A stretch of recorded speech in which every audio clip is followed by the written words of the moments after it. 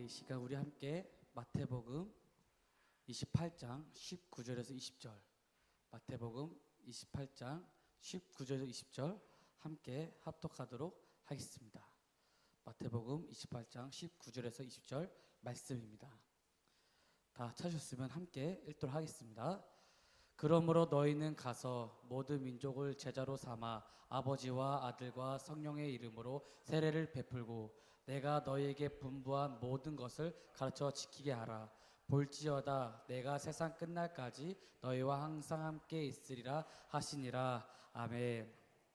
네, 오늘은 가라, 참여하라, 가르쳐 지키게 하라 라는 말씀으로 함께 여러분들과 하나님의 말씀을 나누기를 원합니다. 사랑하는 성도 여러분, 우리가 흔히 선교를 생각을 한다면 가장 먼저 떠오르시는 생각이 무엇인가요? 선교. 선교라고 한다면 가장 먼저 떠오르는 생각이 어떤 생각이 드시나요? 네, 뭐 말씀해 주셔도 됩니다. 정답은 없습니다. 간다. 또 여러 생각이 많이 드시겠죠? 대부분은 이제 언어도 통하지 않고 문화도 낯설고 저 멀리 해외로 떠나는 선교사님들의 모습, 선교사님들의 고생할 앞날을 생각하곤 합니다. 하지만 선교를 나가는 것은 대단한 결단과 특별한 은사를 가진 몇몇 사람들의 전유물로 여길 때가 많습니다. 그러나 성경이 말하는 선교는 결코 특정한 사람들의 일이 아닙니다. 선교는 하나님의 백성으로 부름받은 우리 모두에게 주신 거룩한 사명입니다. 그리고 교회의 가장 본질적인 존재의 이유입니다. 하나님께서 우리를 너무 사랑하셔서 우리에게 새로운 생명을 주셨고 우리에게 예수님을 보내주셨습니다. 이 은혜를 단순히 우리만 알고 있는 것이 아니라 그 은혜를 정말 많은 사람들에게 나누기 위해서, 전하기 위해서 우리는 선교를 나가는 겁니다. 주님께서는 우리를 통로로 삼아서 아직도 주님을 알지 못하는 또 다른 주님의 자녀들에게 그 복음을 전하고 그 자녀들이 주님의 품에 돌아오는 것을 원하시고 그것을 위해 우리를 부르셨습니다. 오늘 말씀 통해 주님이 주신 세 가지 명령을 우리가 마음에 새기고 삶의 자리에서 선교적 삶을 결단하는 시간이 되기를 소망합니다. 첫 번째 나눌 제목은 가라입니다. 가라. 많은 성도분들이 선교를 신앙생활의 엄청난 사명, 엄청난 결단이라고 여기고 있습니다. 저도 선교를 준비할 때 많은 분들이 저에게 정말 칭찬도 많이 해주셨고 정말 고생하신다, 정말 대단하시다 이러한 이야기를 많이 해주셨습니다. 하지만 저는 이런 이야기를 들을 때마다 솔직히 한편에는 감사한 마음도 있었지만 또 다른 한편에는 되게 좀 부끄럽고 정말 좀 낯간지러운 그런 마음도 들었습니다. 왜냐하면 제가 그때 생각했던 선교는 우리가 지금도 이곳에서 주님께 하는 것 그대로 해외에 나가서 다른 곳에 가서 하는 것이다 라고 생각했었기 때문에 저는 선교가 그렇게 정말 대단한 거라고 생각하지 않았습니다. 무엇보다 저는 선교를 나간다는 것이 두렵지 않았습니다. 왜냐하면 그 땅을 향한 하나님의 사랑, 그 땅에 있는 그 영혼을 향한 하나님의 사랑이 더 크고 놀라웠기 때문에 그 마음 하나로 주님께 저를 보내셨고 그 마음을 같이 주님을 정말 위로해드리고 싶고 시원케 해드리고 싶다는 그 뜨거운 마음이 저를 선교지로 걸어갈 수 있게 해줬고 그 선교지를 결단하는 그 순간이 전혀 두렵지 않았습니다. 우리가 한번 여기서 생각을 해봤으면 좋겠습니다. 우리는 왜 선교를 해야 할까요? 우리가 왜 그 사역에 동참을 해야 될까요? 오늘 본문 19절 말씀을 보면은 예수님이 분명하게 말씀하고 계십니다. 그러므로 너희는 가서 모든 민족을 제자로 삼아 아버지와 아들과 성령의 이름으로 세례를 베풀고 바로 예수님께서 저희에게 명령하셨기 때문입니다.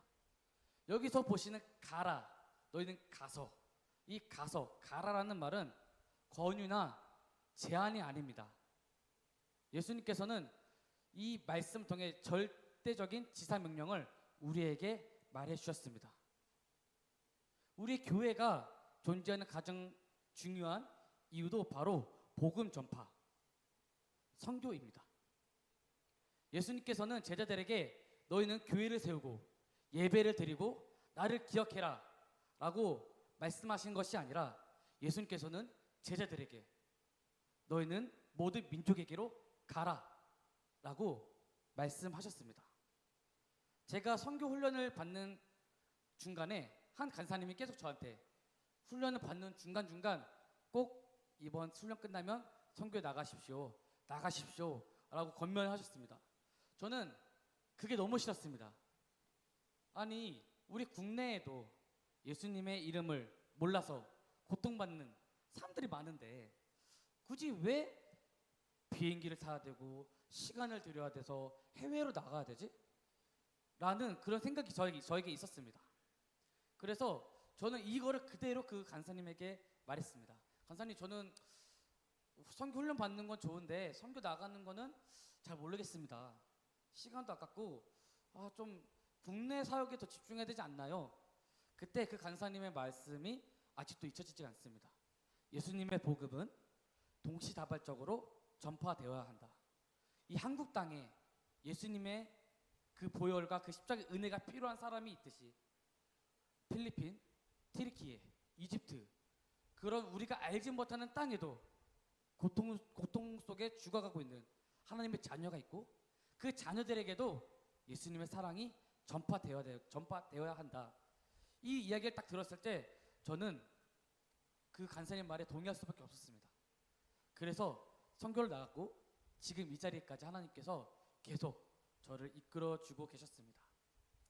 구약의 창세기 12장에서는 하나님이 아브라함을 부르실 때부터 하나님의 시선은 이미 아브라함에게만 향한 것이 아닌 열방을 향한 하나님의 시선이 이미 아브라함 때부터 있었습니다. 하나님은 아브라함 한 사람만 복을 주시려고 하시는 게 아니라 아브라함을 통해서 모든 민족이 복을 받게 하시려는 큰 계획을 창세 그리고 출애굽 아브라함 때부터 계획하셨습니다. 또 구약 말씀을 보면은 이스라엘을 택한 이유도 너희만 이스라엘 백성들아 너희만 사랑한다 라고 말씀하신 것이 아니라 너희를 통해 세상이 나 하나님을 알게 하겠다 라고 하는 선교적인 목적이 있었습니다. 오늘날 우리 주변을 한번 돌아보면 어떤 사람들이 많이 보입니까? 물질은 풍요롭습니다. 아쉬울 게 없습니다. 차가 있고 집이 있고 직장이 있고 하지만 그들의 영혼은 메말라 있습니다. 제가 있었던 튀르키예 땅에도 사람들은 나이스합니다. 멋있어요. 수염도 기르고 향수도 되게 진하게 뿌립니다. 옷도 되게 멋있게 입습니다. 하지만 정작 그들 마음속에는 공허함밖에 없었습니다. 그래서 그들은 틱톡 또는 인스타그램 같은 걸로 자신을 속입니다. 멋있는 차 안에서 차 옆에 찍은 사진, 맛있는 걸 먹는 사진, 그런 걸 찍음으로써 자신을 드러냅니다. 그리고 돈을 벌고 자신을 위해 탕진하며 살아가고 있습니다. 그들에게 정말 필요한 것은 돈이 아닙니다. 그들에게 정말 필요한 것은 성공보단 바로 예수 그리스도. 예수님이 그런 소망 없는 영혼들, 사람들에게 정말 필요합니다. 교회가 가라 하신 명령을 순종하지 않으면 세상은 우리 이웃뿐만 아니라 저기 해외에 있는 영혼들은 예수님을 알지 못하고 결국 죽어가게 됩니다. 한 가지 정말 재미있는 이야기가 있습니다. 험한 바닷가 근처에 조난당한 사람을 구하기 위해서 세워진 작은 인명구조대가 있었습니다. 이렇게 신나는 노래가 막 나오고 지지배배배 노래가 나오면서 그 아름다운 그 바닷가에 정말 위험하잖아요. 그들을 위한 구조대가 있었습니다. 그들은 밤낮을 가리지 않고 거센 파도 속에서도 정말 그 바다를 뛰어들며 수많은 인명들을 목숨을 건져냈습니다. 이들의 헌신에 인해서 그 지역에 있는 그 주민들은 후원금을 보냈습니다. 더 열심히 봉사해달라고. 그래서 점점 건물은 커지고 정말 멋있는 빌딩이 되었습니다. 그런데 재정이 풍족해지자 이상한 일이 일어났습니다. 구조대원들이 바다를 나가는 대신 멋진 라운지에 모여서 커피를 마시고 친목을 도모하는 일이 많아진 겁니다. 어느 날 밤에 멀리서 폭풍우 때문에 조난자들이 절규가 들려왔을 때 사람들은 지금 바다가 나가기 너무 어둡고 춥다. 이 얘기를 구조대원들이 하는 겁니다. 구조대들이 지금 바다는 너무 춥고 위험해. 그래서 차라리 돈을 모아서 전문 구조사를 고용해서 보내자. 나가지 않았습니다. 결국 그 구조대들은 더 이상 사람을 구하지 않는 이름만 구조대 뿐인 고급 사교 클럽이 되고 말았습니다. 사랑하는 성도 여러분, 이 이야기를 들었을 때 어떤 마음이 드십니까?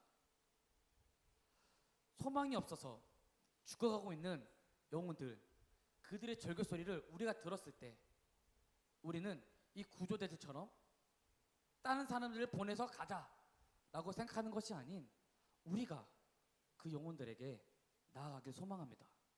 지금도 예수님을 몰라서 죽어가고 있는 영혼들을 바라보며 우리 하나님 아버지는 울고 계십니다. 그 어두움의 땅 가운데 우리 두 발이 향하길 원합니다. 우리의 기도가 그 영혼들에게, 그 땅에게 향하길 원합니다. 다음으로는 참여하라는 제목으로 또 말씀 나누길 원합니다. 가라라는 명령 앞에 우리는 흔히 핑계를 대곤 합니다. 우리는 흔히 변명을 대곤 합니다. 저는 말을 잘 못합니다. 저는 해외에 갈 형편이 안 됩니다. 직장 때문에 갈 수 없고, 가족들 때문에 갈 수 없고, 비행기를 타본 적도 없습니다. 돈이 없습니다. 라는 다양한 이야기로 우리들은 가라라는 그 예수님의 명령 앞에 우리는 회피를 합니다. 그러나 우리 하나님은 완벽한 조건을 갖춘 사람을 찾는 것이 아닙니다. 저를 보십시오. 제가 완벽한 사람입니까? 아닙니다. 저는 완벽하지 않습니다. 부족함도 많고 정말 공부도 잘 못합니다. 하지만 하나님께서는 완벽한 조건을 가진 사람을 찾는 것이 아닌 부족할지라도 그 주님의 부르심에 순종하여 참여하는 사람을 찾으십니다. 그리고 그 사람을 하나님은 사용하십니다. 모세를 보십시오.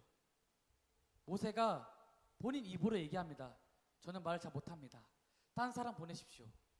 모세는 그 전에 사람을 죽였던 사람이었고 도망자였고 정말 그 곳에서 쫓겨난 불쌍한 사람이었습니다. 하지만 하나님께서는 그 모세를 부르셨고 사용하셨습니다. 이처럼 하나님은 참여하는 사람, 순종하는 사람을 사용하십니다. 우리가 지금 당장 직장을 그만두고 비행기를 탈 수 없습니다. 하지만 우리는 어떤 방식으로든 이 선교에 동참하고 참여해야 합니다. 직접 국경을 넘어가는 선교사가 있다면 기도의 끈으로, 물질로 함께 보내는 선교사가 있습니다. 우리 성경에 등장하는 위대한 사도 바울, 우리 바울 선배님, 열방을 향해 나아갈 수 있었던 것은 바울 사도가 혼자서 잘나서가 아니었습니다. 그를 믿고 파송해준 안디옥 교회가 있었고 사역을 위해 눈물로 연보를 모아 지금으로 말하면은 선교 헌금 같은 거겠죠.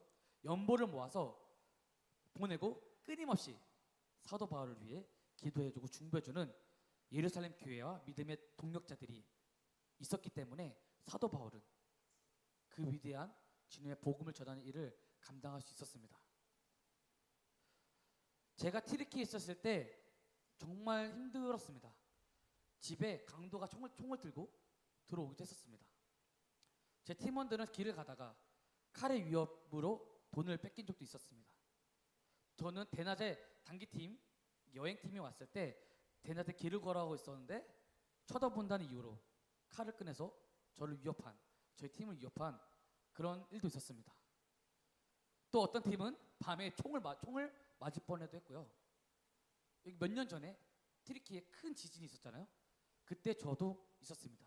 7.8 정도의 지진이 새벽 4시에 울릴 때도 저는 그 땅에 있었습니다.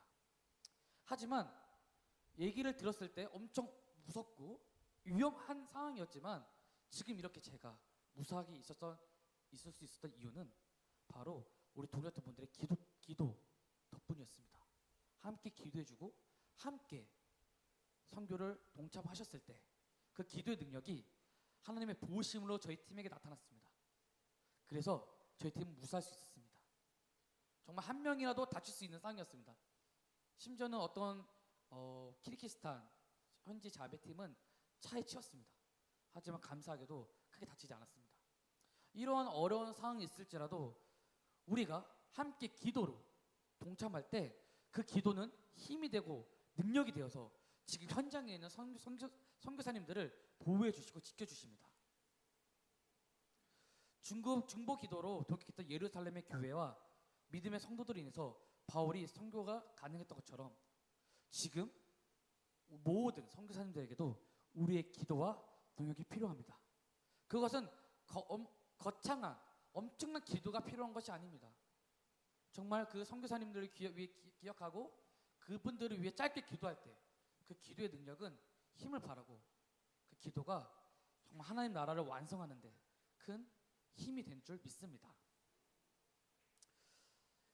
현대 선교의 아버지라 불리는 영국의 윌리엄 캐리는 선교사님은 인도라는 낯선 땅을 떠나기로 결단했을 때 영국에 남아있는 동역자들에게 유명한 말을 남겼습니다. 인도 선교는 아무것도 보이지 않고 깊은 어두운 광산 밑바닥으로 내려가는 것 같습니다. 제가 대원들을 대표해서 그 어둠 속으로 내려가겠습니다. 다만 여러분들께 간곡히 부탁하고 싶습니다. 제가 저 깊은 곳으로 내려갈 때 그곳을 잘 사역할 수 있도록 위에서 제가 잡고 있는 이 기도의 밧줄을 단단히 붙잡아 주십시오. 그때 동역자였던 앤드류 플러 목사님과 성도들은 이렇게 이야기했습니다. 자네가 진 그 밧줄, 그 기도의 밧줄, 후원의 밧줄을 절대 놓지 않겠노라고 약속하겠습니다. 그리고 그들은 평생 골방에서 기도로 동참했습니다. 이 이야기를 들었을 때 우리는 알 수 있습니다. 주님은 직접 내려간 캐리뿐만 아니라 위에서 밧줄을 잡고 눈물을 흘리며 기도하고 있는 성도들 역시 똑같은 선교사로 인정해 주셨다는 것을 우리는 이 이야기를 통해서 알 수 있습니다. 우리는 모두 가는 선교사입니다. 동시에 우리는 모두 보내는 선교사로서 이 거룩한 사역에 마땅히 참여해야 합니다. 마지막으로 가르쳐 지키게 하라입니다. 가르쳐 지키게 하라. 마지막 20절 말씀을 보면 주님께서 말씀하십니다. 너희는 내가 너희에게 분부한 모든 것을 가르쳐 지키게 하라. 볼지어다 내가 세상 끝날까지 너희와 항상 함께 있으리라 하시니라. 아멘. 선교는 가서 예수님을 전하는 것으로 끝나지 않습니다. 가서 말씀을 가르치고 그것을 지키게 하기까지 함께 해야 합니다. 지금 열방은 선교지는 부흥을 경험하고 있습니다. 제가 있었을 때만 해도 정말 많은 믿음의 친구들이 세워졌습니다. 하지만 그들이 예수님을 영접한 그 순간 진짜 영적 전쟁이 시작됩니다. 사회, 직장, 가족, 친구 이 모든 것으로부터 부정당하고 욕을 당하며 목숨의 위협까지 우리 친구들은 예수님을 영접한 순간 경험하게 됩니다. 그럴 때 친구들은 믿음을 지키지 못하고 예수님을 떠나게 되는 것을 많이 봤습니다. 결국에 이것들을 경험했을 때 느낀 건 그들에게 가르쳐 지키게 하려면 그들과 함께 살아야 합니다. 고통을 함께하고 기쁨을 함께하고 위협 또한 함께할 때 그들은 믿음의 능력을 경험하고 승리를 경험하게 됩니다. 하지만 저는 이렇게 한 번 더 얘기하고 싶습니다. 이 복음 전파와 양육의 사명은 저 멀리 있는 열방의 영혼들뿐만 아니라 가장 가깝고도 눈물겨운 선교지인 나의 가정, 자녀, 이웃에게도 동일하게 적용된다고 저는 생각합니다. 선교는 국경을 넘는 것뿐만 아니라 저는 내 집 문턱을 넘어선 것에서부터 시작된다고 생각합니다. 가장 안타까운 것은 열방을 향해서는 선교하자고 뜨겁게 외치면서도 정작 내 자녀, 내 가족에게는 예수 그리스도의 말씀을 가르치지도 지키게도 하지 않아 가정을 영적 황무지로 만드는 것들을 우리는 많이 보게 됩니다. 우리 가정, 우리 일터 또한 선교지입니다. 오늘 말씀을 통해 우리는 열방의 선교를 나가고 기도와 물질로 함께 동참하는 그 은혜를 경험하는 것도 중요하지만 우리의 삶이 선교사적 삶이 돼야겠다라는 그 고백이 우리 가운데 있었으면 좋겠습니다. 우리의 삶이 선교사적인 삶으로 바뀌었을 때 우리는 어딜 가든 주님의 복음을 전하는 주님의 제자로 자녀로 쓸 줄 믿습니다. 우리는 선교사입니다. 어떻게 보면 열방에 나가서 선교하는 것보다 가족을 선교지를 선택하고 선교하는 게 더 어려울 겁니다. 제 이웃도 제 친척 집은 정말 강한 불교 집안입니다. 집에 들어가면은 부적이 붙여져 있고 제가 선교를 총 4년 넘게 갔지만 부끄럽지만 그 친척 집에 복음을 전한 건 거의 없습니다. 예수님을 믿어야 됩니다라고 얘기한 것도 어렸을 때 얘기를 했고 성인이 돼서는 거의 얘기를 하지 못했습니다. 우리가 정말 이것을 해내야 될 줄 믿습니다.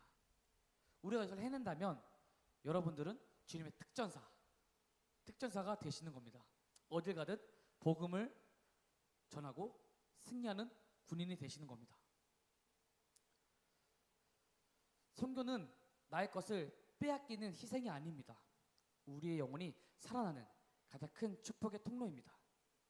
은혜는 고여있으면 썩고 흘러버릴 때 비로소 내 안의 영성도 살아나게 됩니다. 이스라엘에는 똑같은 맑은 요단 강물을 공급받는 두 개의 큰 호수가 있습니다.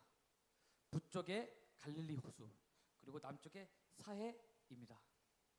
갈릴리 호수는 맑은 물을 받아들인 후 그 물을 가두지 않고 다시 아래로 끊임없이 흘러보냅니다. 주니까 채워지니까 또 흘러보냅니다. 그래서 그곳엔 온갖 물고기와 생명이 가득합니다. 하지만 반대로 사해는 어떠합니까? 지형이 낮아서 물은 잘 들어오는데 밖으로 단 한 방울도 그 물이 나가지 않습니다. 오직 움켜쥐고만 있습니다. 결국 그 물은 썩어가지고 증발해 버려서 그 어떤 생물도 살 수 없는 죽음의 바다가 되었습니다. 맑은 물을 받는 두 개의 큰 호수와 바다, 똑같은 한 곳에 그거를 밟지만 어떻게 하느냐에 따라서 그 결과가 완전히 달라지는 것을 우리는 볼 수 있습니다. 우리의 신앙도 마찬가지라고 생각합니다. 하나님의 은혜와 말씀이 내 안에만 가득 넘치고 가두어두면 영적 침체가 찾아옵니다. 먼 열방의 선교지를 위해서 기도로 흘려보내고 오늘 당장 우리가 마주할 남편과 아내, 자녀들에게 하나님의 사랑과 말씀을 가르쳐 지키게 할 때 그 은혜는 흘러가게 되고 우리는 더 큰 은혜로 체험을 받습니다. 삶의 은혜로 흘려보내는 사람은 계속해서 공급하시는 하나님의 은혜를 경험하게 될 줄 믿습니다. 아멘. 이제 결론을 맺고자 합니다. 사랑하는 성도 여러분, 예수님은 오늘도 우리에게 말씀하십니다. 너희는 가라. 그 부르심 앞에 규모의 크기는 중요하지 않습니다. 주님은 우리의 중심과 순종을 보고 계십니다. 이번 한 주 이슬로만 우리가 다음 주에도 선교 헌신 예배가 있지만 우리가 이번 주에 딱 두 가지를 신청했으면 좋겠습니다. 다음 주에 있을 선교 헌신 예배를 위해 선교시에 계신 선교사님들을 위해 기도하는, 단 5분이라도 기도하는 우리가 되었으면 좋겠습니다. 그리고 한 주 동안 우리가 선교사적인 삶을 살기를 다짐하며 우리 가족과 우리 친구들과 친족들에게 복음을 전하고 예수님의 사랑을 전하는 우리가 되었으면 좋겠습니다. 이제 함께 찬양했으면 좋겠습니다.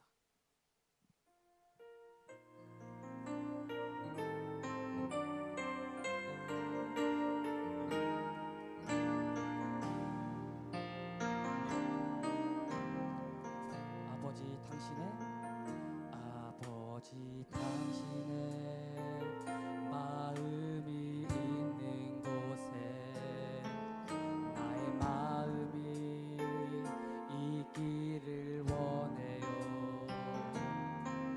아버지 당신의 눈물이 고인 곳에 나의 눈물이 고이길 원해요. 아버지 당신이 바라보는 영혼에게 나의 두 눈이 향하길 원해요. 아버지 당신이 울고 있는 어두운 땅에 나의 두 발이 향하길 원해요. 나의 마음이 아버지의 마음 알아. 내 모든 뜻 아버지의 뜻이 될 수 있기를. 나의 온 몸이 아버지의 마음 알아. 내 모든 삶 당신의 삶. 나의 마음이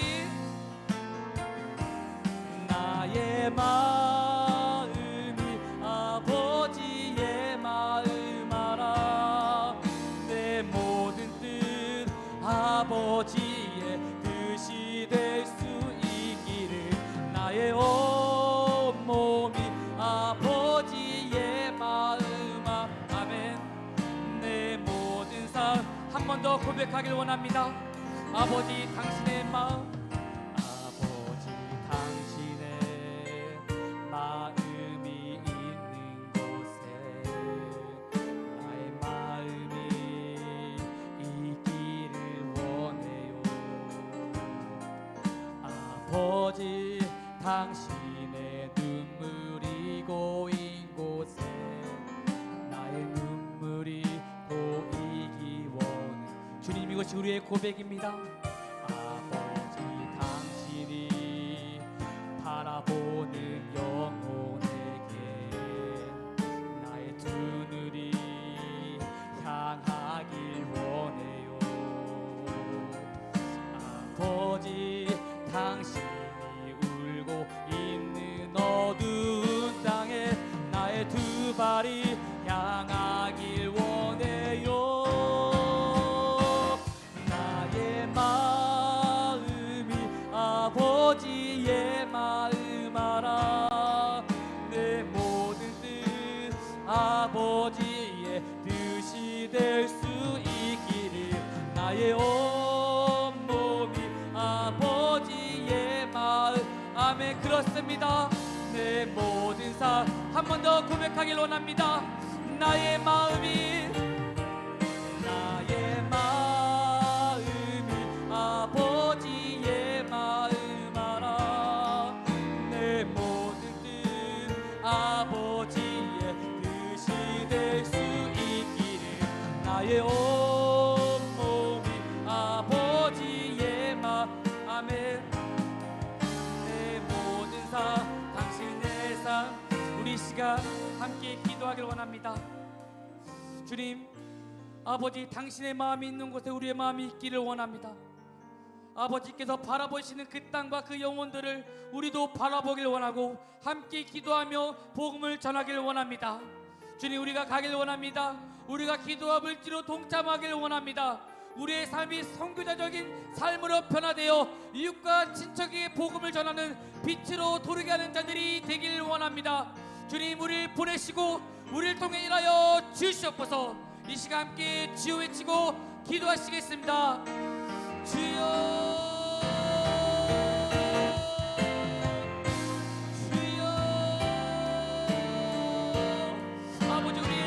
회개합니다.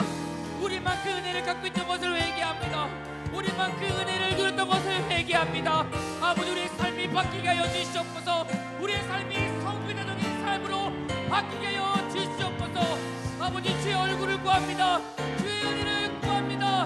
우리 동서교회가 복음을 전하는 교회로, 주님의 사명을 감당하는 교회로 일하게 하여 주시옵소서.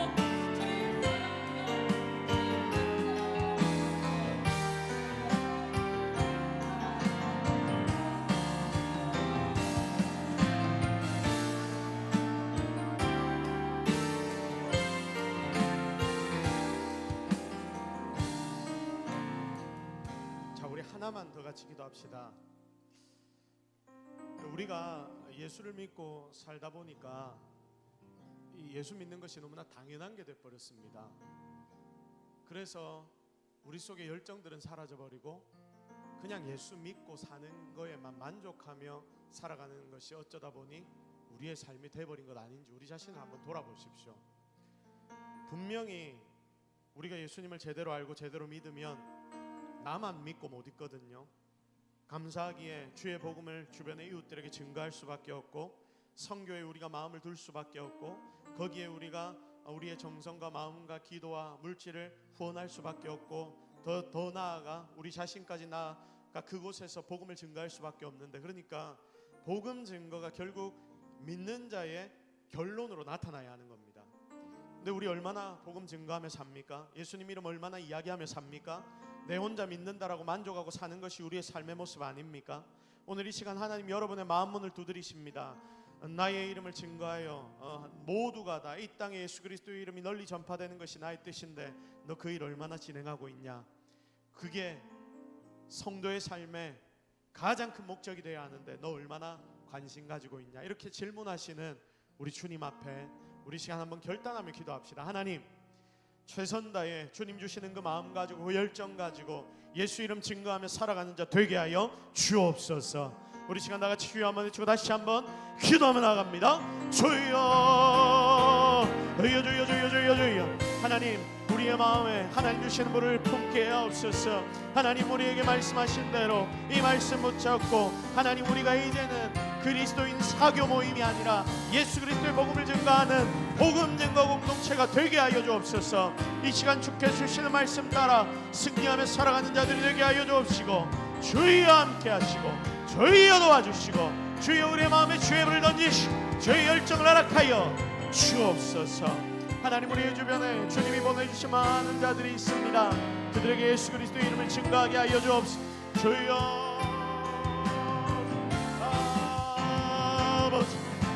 하나님, 우리에게 함께하여 주시고 우리의 마음에 하나님의 열정들을 허락하여 주옵소서.